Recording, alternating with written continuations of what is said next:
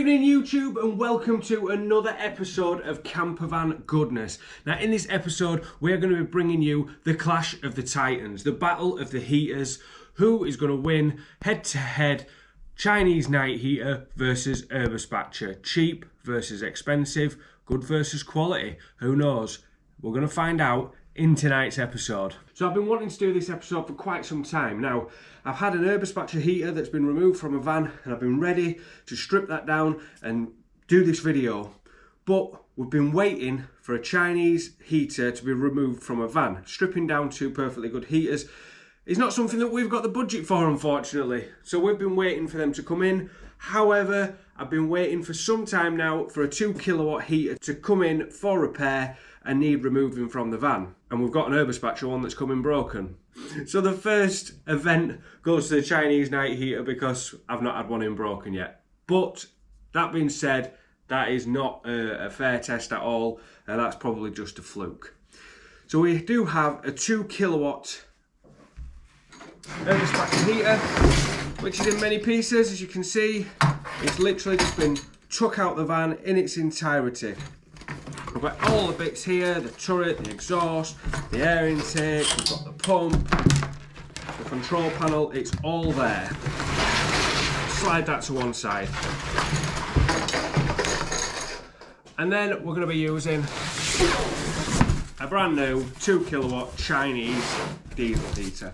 So again, we're going to have all the bits. Get rid of the tank, we don't need that.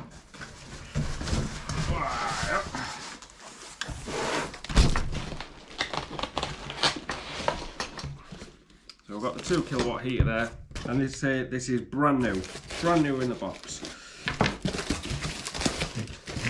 It's a shame to attack a brand new heater, but needs must. The people need to know what's better, Erberspacher or Chinese night heater. So at first view, as we're checking it out of the box, and we've got obviously this one that's already removed from the box. The first thing I notice is the Chinese night heater comes with a flimsy metal plate, which isn't great if I'm completely honest. The Erberspacher does come with a turret now, so that's the first win for the Erberspacher. A turret mount is a much safer way of installing this heater, and that comes with the Erberspacher in the box ready to go. Whereas the Chinese night heater, you are going to need to add a turret plate, which is about 20 quid if you can't make your own, which is how we do it. So throughout the video, what we're going to do is see if we can get anywhere near the two price ranges. Your Chinese night heater is about 100 quid, your Erberspacher is about 700 quid. Now to make the Chinese night heater as good as, by buying extra pieces of equipment, are we going to then make the Chinese night heater nearly as much as the Erberspacher, to the point where you might as well just buy the Erberspacher? We will find out. So place one goes to the Erberspacher, unfortunately. Another thing that I've noticed is that the muffler or the exhaust on the Erberspacher is far superior. So I'm going to try my best to show you this, but if you look through there, you can see me looking at you. Where are we? There we go. You can see me looking at you. Now, if you look into here, I've got an exhaust on the other side of this. I'm not sure how well this is going to come out on the camera, but basically it follows this shape and goes through a sequence of baffles. Alright, so it doesn't just shoot straight through and have a pointless bit here. It does follow this shape, alright, and it has a sequence of baffles in there, which is going to reduce the noise. So again, the Erberspacher does have a far better quality exhaust than the standard Chinese night heater exhaust. Also, the actual exhaust pipe itself, you can see, is a much stronger but yet more flexible pipe, whereas the Chinese one is not great for getting around bends. You can see the difference in quality. So the whole exhaust for the Erberspacher is more expensive. So before the end of the video, I'm going to find out exactly how much a replacement exhaust is and add that to the bill to see if we can keep these two in line somewhere near each other. So down to the pumps. So the pumps look very similar. The Erberspacher looks ever so slightly smaller, but they do look very similar. One thing you can notice is that the connection for the Erberspacher seems to have a better seal around it, like a waterproof seal, whereas the Chinese night heater seems to have like a bit of a gap around it. If that was going to be outside, I probably wouldn't trust it as much, which is a shame because these do tick quite a lot. These are quite loud at ticking. The Erberspacher is marginally quieter, which again, I would trust that outside because it seems to be have a much better seal. But then you don't really need to have it outside because it is slightly quieter. If you're going to have a Chinese night heater, I would recommend either keeping this inside or making some sort of box to protect it from the elements. They work perfectly fine. I've got years of use out of mine, but they do tick a bit. I always keep them inside. But if you are going to put it outside, because you can see that where it's not as well sealed, I would definitely be encasing that in something to keep it safe from the elements. So, fuel line. Now this isn't the case for all Chinese night heaters, but this particular one has come with the green fuel line. This stuff is absolutely useless, and it's about as much use as an ashtray on a motorbike. Get rid. The Erberspacher comes with the solid fuel line and rubber connections. This is the better fuel line to use. Some Chinese night heaters do come with the solid fuel line and the rubber connections. So if yours does, great. If it doesn't, replace it and change it because the green stuff is terrible. Over time, it will perish and it will cause you leaks. No ifs, no buts, no maybes. So, the wiring loom. Now, here's the brand new wiring loom for the Chinese night heater. As you can see, it does have a few little bits of stuff wrapped around it to try and keep it a bit safer. It looks a bit cheap and a bit clunky, but let's remember this heater is 100 quid, not 700 quid. So, as much as it works perfectly fine, it does look a bit cheap and a bit naff. But, it works. And it's 1/7 the price. So I'll show you the comparison between the two wiring looms. As you can see, this has got thick protective casing around all the wires, which is great. Again, there's your pump wire, you know, a nice thick protective casing as opposed to either nothing at all or a bit of fabricy stuff. All right, so again, yeah, the wiring loom has better protection. If we was to get a really close look at both the pump connectors, I can't really see a difference. So again, neither of them look brilliant for outdoor use. So even though the pump looks better on the Erberspacher, you know, that definitely does not look watertight in there. Huge gaps that can be made and formed. The cables feel quite loose. So regardless of which heater you have, I wouldn't personally put the pump outside because I don't trust that. As much as I don't trust that. So the combustion air intake. On the Erberspacher just has a plastic end on it and nothing to stop bugs flying up there. Whereas on the Chinese night heater, although the actual pipe doesn't feel as good quality as the Erberspacher, it does have this. So it's nothing special, but it does have a bit of a bug guard inside it just to stop stuff and debris getting dragged inside the heater on that combustion air intake. As I say, it's nothing special, it's not brilliant, but it's better than absolutely nothing that Erberspacher send out with theirs. So that's one win for the Chinese night heater. We've got price and we've got a plastic air filter. So before we start stripping these heaters down and seeing exactly what's going on inside, up to now we've found that the exhaust on the Chinese night heater isn't great. However, a quick flick through the internet has shown me that for about 40 quid you can get a new muffler and a new exhaust pipe. So we're now sitting at 140 quid versus 700 quid. Again, we've also seen that this flimsy piece of metal that comes with the Chinese night heater isn't great. However, this can be upgraded for about 20 quid. So we're now at £160 versus £700.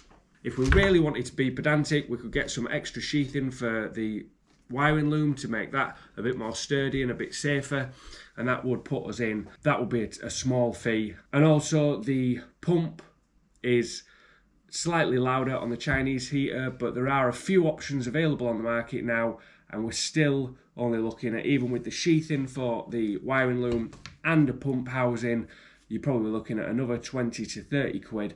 So maybe at £190 versus £700. One more thing to mention before we do crack these babies open and see what's going on inside is to keep, so this particular Erberspacher heater that we're using for today's video came to us from someone that just needed something cheaper to run. Now the problem with that is they paid £700 plus fitting for the heater to be installed. Then they was told by the Erberspacher approved installer that they would have to have the Erberspacher heater serviced at regular intervals to maintain their Erberspacher warranty.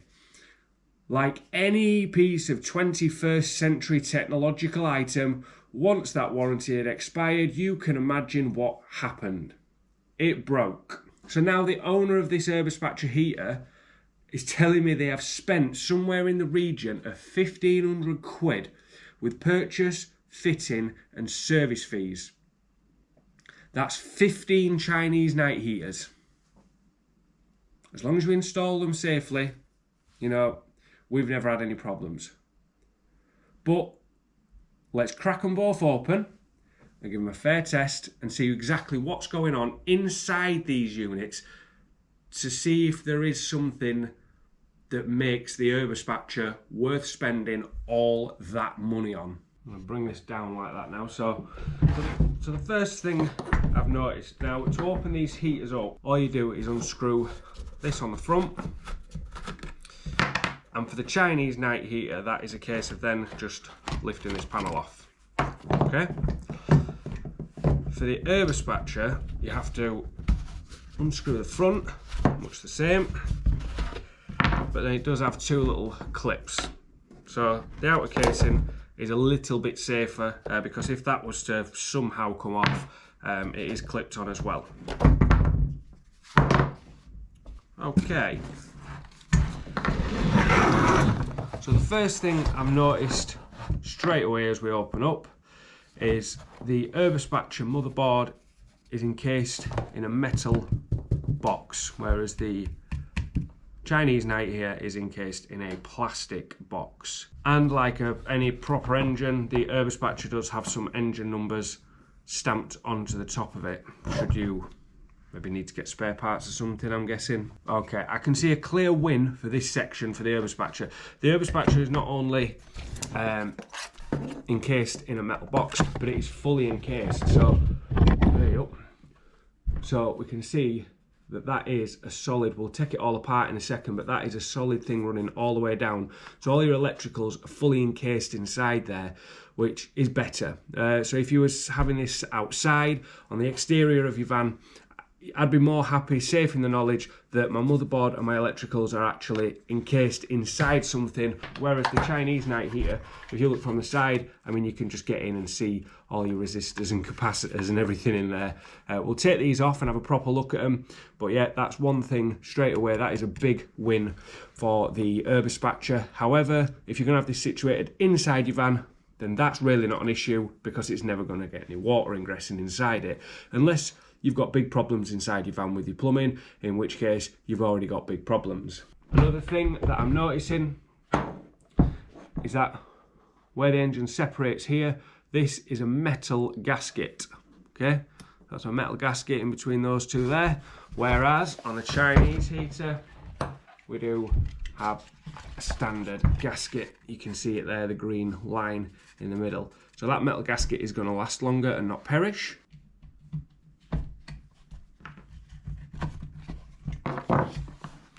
So to remove the motherboard, I'm just going to strip it open like this, just one screw and a clip, and then we can remove all these little clips for the wires. If you ever need to do any maintenance on your heater, it's always good to be able to do this. And then that is the motherboard out of the Chinese night heater. So the Erberspacher is much the same, except it's got a torque screw in the top. What you'll see is when you remove the motherboard from the Erberspacher, it is using waterproof connectors, not just things plugging into the bottom of the motherboard like this. So each one pops and slots into these little slots there. I say every connection is waterproof, so that's just going to keep your entire motherboard much safer should there be any water ingress, meaning it's better if you're mounting it outside. Now let's get these stripped out.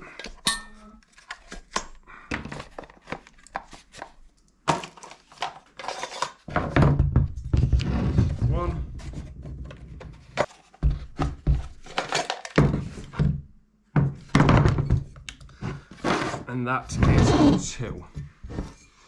So again, they look relatively similar. When you're looking at the tops, you've got the glow plug just in here. Look, I can hold both of those and show you. There's your glow plug, and this is your temperature sensor.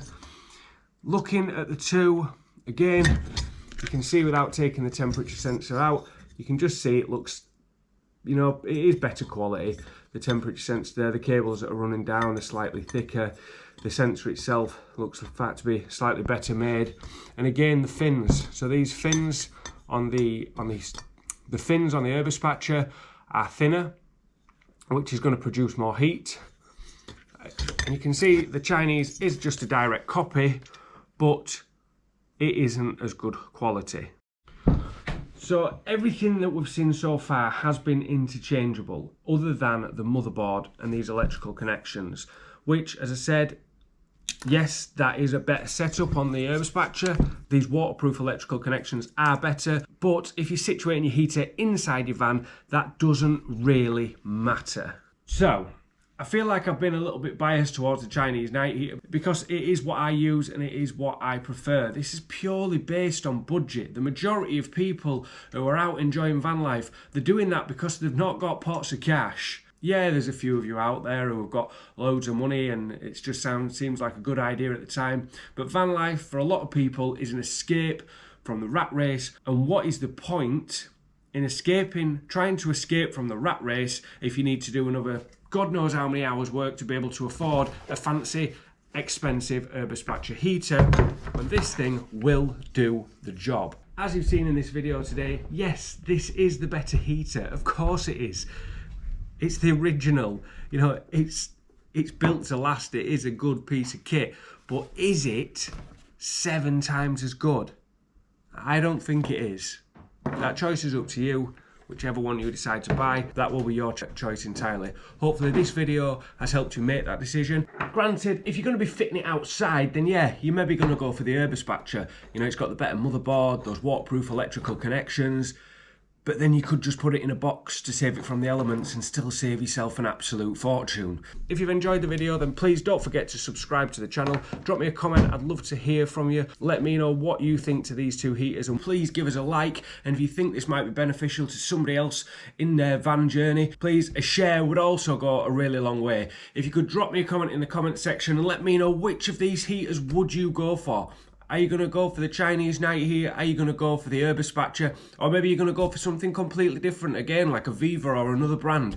Love to hear from you in the comment section. Remember, we release campervan related content every Tuesday at 8 PM. So don't forget, if in doubt, get the Sikaflex out and we will see you next Tuesday.